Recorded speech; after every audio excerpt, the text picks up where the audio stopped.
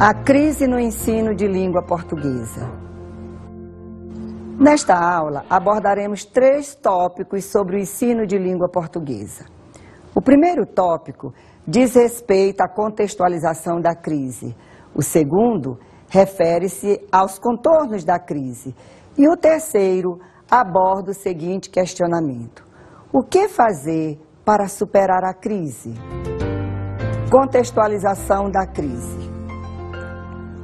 Contextualizando a crise no ensino de língua portuguesa, podemos dizer que ela se inicia com os estudos realizados no campo da linguística. Esses estudos possibilitaram uma nova visão de ensino de língua que se firma ao lado do ensino tradicional. Vamos ver o que o professor Evanildo Bechara nos diz sobre esse assunto. Explodiu uma reação ao que se convencionou chamar pejorativamente de tradicionalismo, e a mudança, que se fazia necessária em vários pontos, acabou por produzir resultados desastrosos. Percebemos assim que a tão esperada mudança trazida pelos estudos linguísticos não aconteceu. Pelo contrário, o que trouxe foi mais transtornos, conforme a fala do professor Evanildo Bechara. Desde que o português se tornou uma língua nacional, o ensino se firmou como um princípio excludente, baseado na pedagogia do certo e do errado, tradição decorrente do ensino desenvolvido em outras línguas, como, por exemplo, no grego, no latim.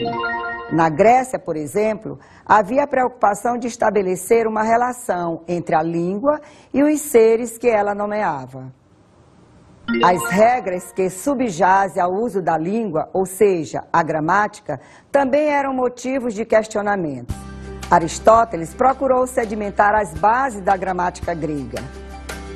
Essa gramática teve grande repercussão com o trabalho de Dionísio de Trácia no século II a.C. O estudo da gramática se desenvolve pela necessidade de ser imposto o dialeto ático aos falantes gregos. Assim, nasce a gramática no sentido que se mantém até hoje. Os romanos também desenvolveram o estudo do certo e do errado pela necessidade de impor uma língua única, considerando existir a língua falada, que era a língua usada pelas classes rurais, e a língua oficial, a língua das classes superiores. Esse tipo de ensino da língua se estende até a Idade Média, tendo como modelo as gramáticas de Dionísio de Trácia e de Prisciano. É com os escolásticos que a gramática vai ser utilizada como auxiliar da lógica. Assim, os estudos da língua vão estar baseados numa estrutura gramatical universal, presente na língua latina, língua cuja hegemonia se estende até o Renascimento. Vejamos o seguinte texto.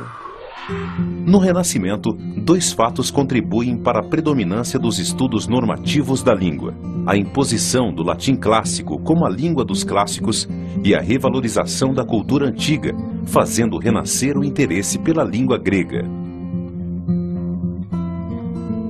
Vejam que o latim renasce, podemos dizer assim, uma língua no Renascimento, ela se torna tão importante assim também como a língua grega. No século XVI, aparecem as primeiras gramáticas da língua portuguesa, ainda nos padrões da gramática latina. No século XVII, o ensino da língua se baseia na gramática filosófica, pois o interesse pelas línguas nacionais se intensifica e o latim perde a sua hegemonia. O século XVIII vai ser marcado pelo advento da linguística propriamente dita. O ensino da língua se volta para a comparação entre as línguas. Já o século XIX vai se caracterizar como período do estudo histórico da linguagem. Sob a influência do positivismo, o ensino da língua se realizará por meio do método histórico comparativo. Vamos relembrar o que foi o movimento chamado positivismo.